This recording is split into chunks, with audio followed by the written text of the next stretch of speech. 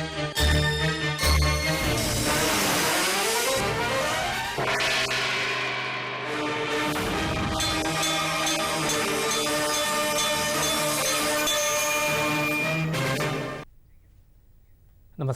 ఘంటారావానికి స్వాగతం. ముందుగా ప్రధాన అంశాలు. మేడిగడ్డ బ్యారేజీ నుంచి లిఫ్టింగ్ కుదరదన్న మంత్రి ఉత్తమ్.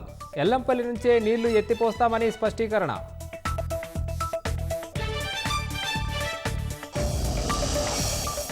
ఒక వ్యక్తి ఆలోచన ప్రకారమే కాళేశ్వరం నిర్మాణం. ప్రజలకు కేసీఆర్, కేటీఆర్ క్షమాపణలు చెప్పాలని ఉత్తమ్ డిమాండ్.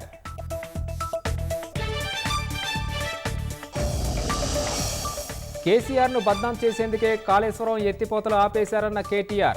ఆగస్టు 2లోపు జలాశయాల్లో నీరు నింపాలని హెచ్చరిక.